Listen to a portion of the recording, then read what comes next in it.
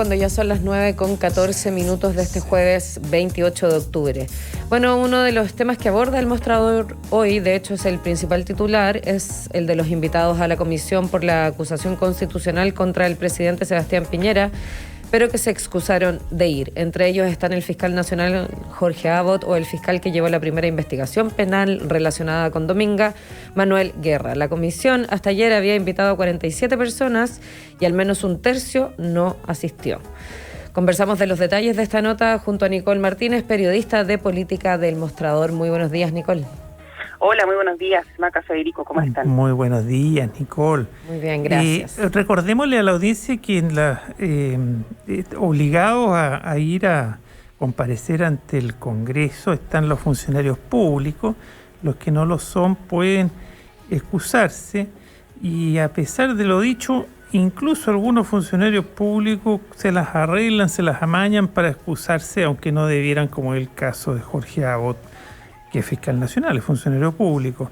Hecha esa explicación, o por lo menos esa complementación, Nicole, ¿cómo va el reporteo respecto de las excusas? ¿Por qué no han ido? ¿Qué opinan los integrantes de la comisión que está estudiando la acusación constitucional en el Congreso de que no vaya esta gente que puede aportar información relevante?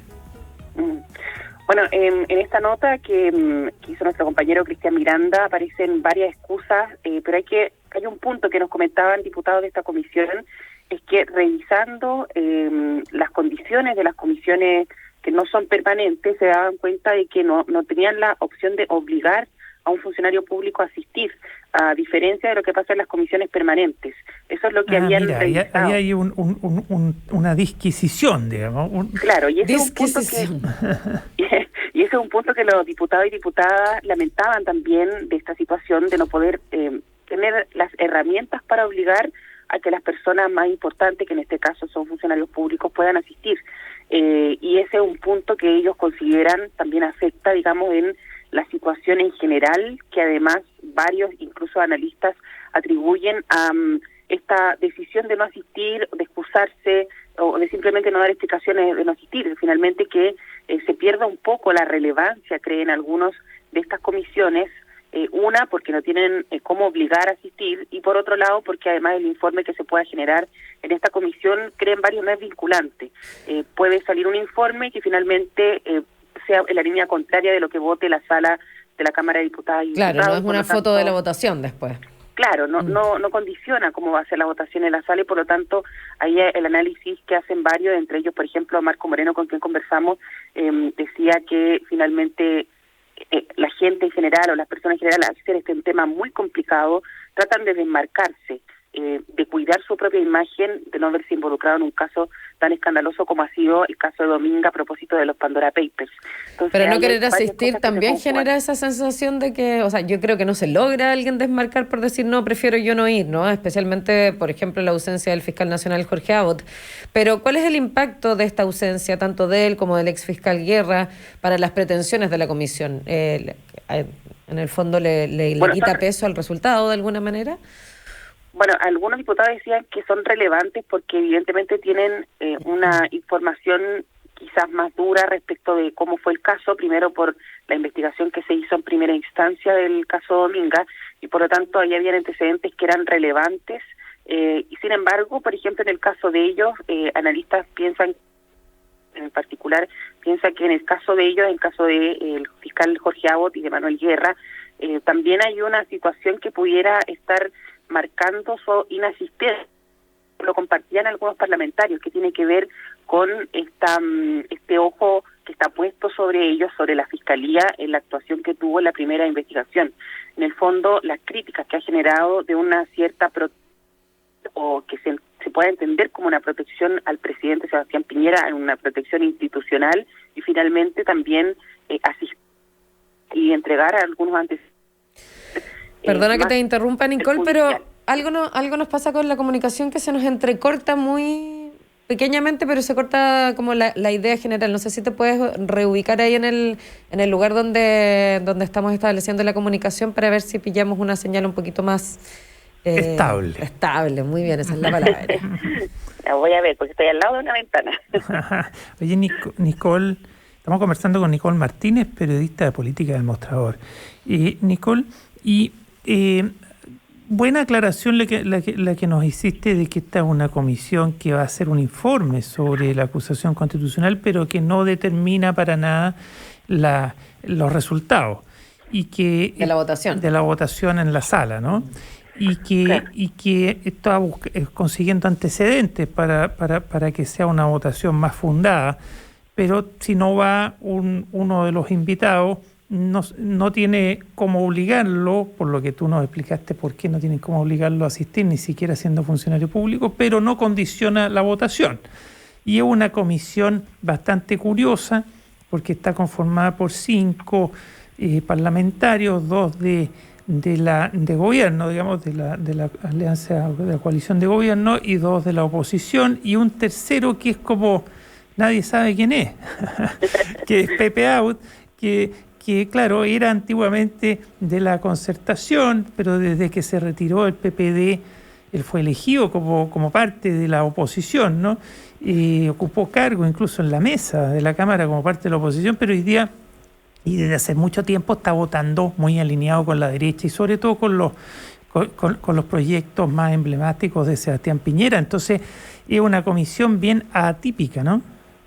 Sí, es una comisión que, claro, puede generar de alguna manera una sensación de que es poco incierto el resultado de la comisión. Claro, porque si no fuera Pepe Out, el tercero de la concertación, el tercero de la oposición, uno diría ya, va a ir con una, ¿cómo se llama?, sugerencia de aprobar a la sala, ¿no? Porque sería claro. 3-2. Pero siendo Pepe Out el tercero de la oposición, que a esta altura no es ni de oposición, nadie sabe lo que es Pepe Out, es bastante incierto el resultado de este informe final para ir a la sala, ¿no? Claro, muy incierto, y yo diría que en un sector de la oposición no le tienen mucha fe a Pepe Out. Por decirlo diplomáticamente, ¿cierto? Claro, no están tan seguros de que pueda alinearse, digamos, a pesar de que los argumentos puedan ser fuertes. Entonces, claro, hay una sensación de que no se sabe mucho de cómo va a salir el resultado, pero independiente de eso, claro, existe también esta sensación y este análisis de que va a ser un informe o una votación más bien en la sala, que es una votación más bien política, porque además es un juicio político. Es un juicio político, eso es lo que es la acusación. La acusación constitucional es un juicio político, y es bueno aclararlo para que la audiencia lo tenga claro. Claro, es un juicio político, no es un juicio penal. Puede que tenga un cariz aún más político, en el sentido de que quizás no va a ser necesario un informe tan acucioso o tan fuerte para que algunos diputados y diputadas voten a favor de esta acusación constitucional. Por lo tanto, ahí, claro, hay varios elementos que se conjugan. Primero, esta imposibilidad de obligar. Por otro lado, la irrelevancia que algunos ven en el sentido de que no tiene una opción vinculante este informe, y que todos van a votar, digamos, finalmente lo que decidan personalmente, el análisis que puedan hacer las bancadas quizás, pero no necesariamente alineado con el informe que salga de la comisión. Y además está marcado por un ambiente electoral muy complejo que algunos decían podía también tener un poco de relevancia en cómo se analicen finalmente estos temas, y este tema en particular en el Congreso, a propósito de la carrera presidencial, por ejemplo, con una candidatura oficialista que está bien debilitada, pero también ahí conversamos con algunos parlamentarios y analistas que decían no va a ser tan fuerte el impacto, porque además todos los candidatos presidenciales se han desmarcado de una defensa férrea al presidente Sebastián Piñera, algo que es distinto a cómo había sido anteriormente, por ejemplo, en otras oportunidades. Aquí no hay una defensa corporativa al presidente Sebastián Piñera de algún candidato presidencial, solo lo ha hecho el mismo presidente y sus ministros. Entonces también ahí hay algo interesante que podría de alguna manera influir en cómo van a votar parlamentarios, por ejemplo, del sector oficialista. Y sobre todo cuando algunos se han desmarcado del candidato oficialista y del gobierno y se han alineado tras un candidato de extrema derecha como es José Antonio Kast, que también se declara como de oposición al actual gobierno. Entonces hay muchos elementos en juego y que dicen los parlamentarios van a influir en la decisión que tomen las diputadas y diputados. Y en la nota está el detalle completo de quiénes han sido citados quienes se han excusado y quienes ni siquiera han dicho las razones de por qué no asistieron. Claro, no se han tomado la molestia ni de decir no voy. Oye, y en ese sentido, bueno, conversamos con Nicole Martínez, periodista de política del Mostrador. Una pregunta, ¿cuáles son los plazos de la comisión? ¿Se ve posible que avance a votación cuándo? ¿El trabajo de la comisión en sí misma? ¿Cuáles son los plazos, digamos? ¿Antes de primera vuelta o después de primera vuelta? ¿Qué se sabe? Por lo menos lo que decían hasta ahora es que la idea de varios es hacerlo antes de la primera vuelta. Ahora, según algunos parlamentarios, en el análisis, contando los tiempos y todo, podría incluso darse entre la primera y la segunda vuelta. Entonces ahí también hay la crítica, de hecho, que ha realizado el gobierno y quienes defienden al presidente Piñera tiene que ver con eso, con los plazos, en medio de una situación electoral compleja para todos los sectores y con la incertidumbre también de esta elección. La mayoría está, bueno, y acusan esta utilización electoral porque precisamente los tiempos cuando uno conversaba con los parlamentarios de la comisión, etcétera, daban cuenta que lo más probable es que fuera antes de la primera vuelta. Ahora sí. Que entre la primera y la segunda vuelta tampoco cambia mucho el panorama, digamos, en cuanto a la preocupación que puede generar. Algunos parlamentarios de la oposición han dicho que la idea es que sea antes de la primera vuelta para despejar finalmente esta situación pronto, pero ahí estarían los tiempos, o sea, puede ser antes de la primera vuelta o entre la primera y la segunda vuelta, que tampoco hay mucha diferencia de tiempo.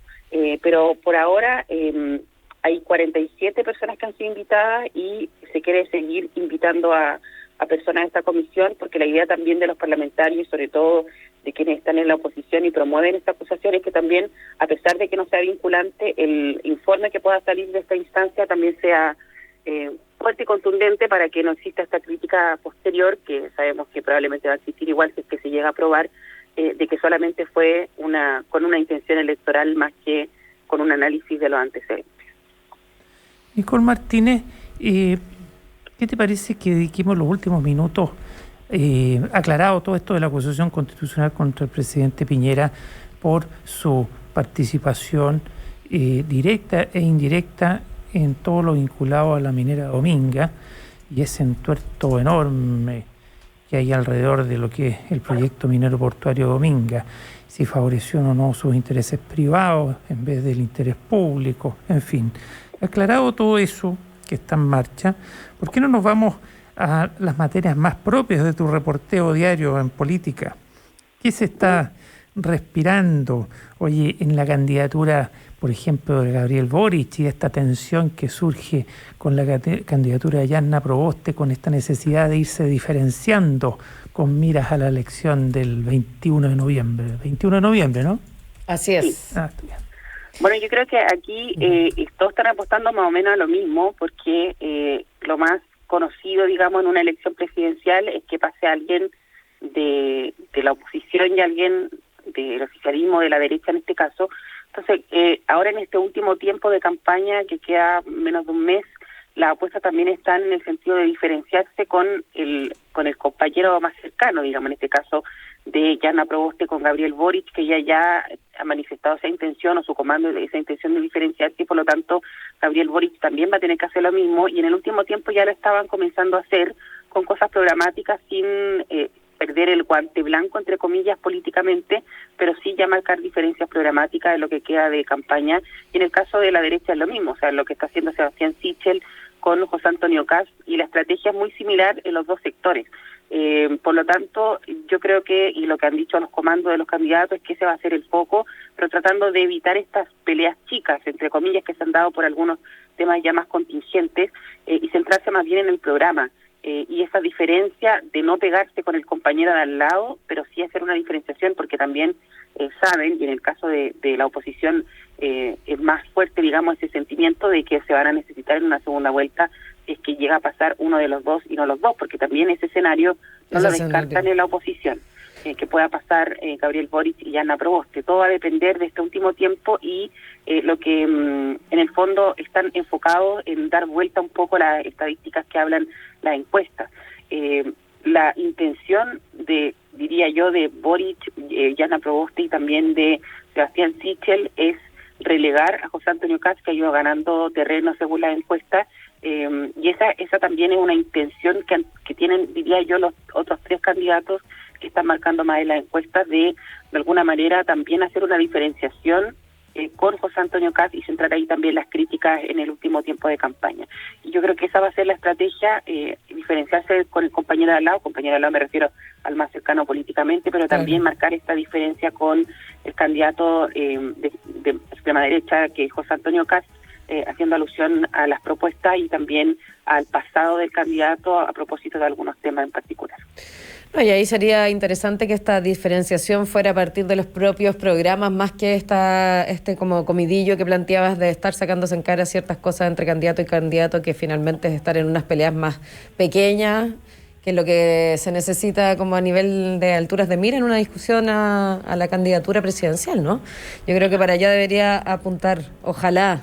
Y va a ser clave el último debate que van a tener antes de la elección, porque también coinciden en los comandos que ese es un punto importante para, digamos, de alguna manera tener consecuencias en la ciudadanía. Ese debate del 15 de noviembre, que es muy, muy encima de las elecciones, sí, ¿no? Y además hay que decir que las encuestas se terminan ya en unos pocos días más, o sea, tampoco hay una medición por ley, no hay una medición cercana a la elección misma. Entonces, claro, quedan un par de semanas, comillas, limpias de información de encuestas. Encuestas, si queremos ser generosos con esos estudios de opinión bastante defectuosos y que tienen a todo el mundo más confundido que clarificado. Exactamente. Oye, y ahí también hay un punto antes de cerrar que es interesante con el debate del 15 de noviembre, que se está trabajando con la idea de tener a la vista que no se pueden seguir dando estas noticias falsas así sin tanto rigor o esclarecimiento de qué es verdad y qué no, digamos. Impunemente. Ahí hay una crítica transversal que han hecho los mismos candidatos, los comandos, etcétera, respecto de por qué no se rebate cuando un candidato o candidata dice alguna noticia que es falsa dentro del debate que ha pasado, y que no ha existido esa confrontación de los moderadores, y es una exigencia que ha hecho también la ciudadanía a través de redes sociales, a través de también algunos comentarios de los mismos comandos. Yo creo que eso va a ser también un tema relevante, y hasta ahora ese debate, el último, va a ser fundamental para ver cómo está la temperatura, porque todos coinciden en que esta es una elección muy incierta, la más importante probablemente de los últimos años, pero muy incierta en el resultado, porque no se sabe cuánta gente va a ir a votar y por lo tanto es muy difícil hacer un cálculo frente a una incertidumbre de cuántas personas van a participar en esta elección. Entonces, ese debate va a ser muy relevante y para los comandos va a ser un termómetro importante de cómo se pueda venir la elección ante la falta de la posibilidad de tener mediciones a través de encuestas. Muchas gracias, como siempre, Nicole, por esta conversación. Nicole Martínez, periodista de política del Mostrador.cl. Nos volvemos a escuchar prontamente aquí en El Mostrador en la Clave y que tengas una buena mañana de jueves. Que esté muy bien, que tengan buen día. Gracias, igualmente, Nicole Martínez. Y antes de hacer ya la última pausa de esta mañana, el reloj marca las 9:33. Contarte que en Copeuch ya son más de 1 millón de socios y socias con acceso a una atención personalizada y a productos financieros que están a un solo clic en copeuch.cl. Por esto todos pueden ser socios y socias, y si a tu cooperativa le va bien, a ti también te va bien con tu remanente. Y te invitamos a seguir conectado a través de nuestras redes en YouTube, Facebook de Radio La Clave, también en radiolaclave.cl, elmostrador.cl y la tradicional 92.9. Ya volvemos.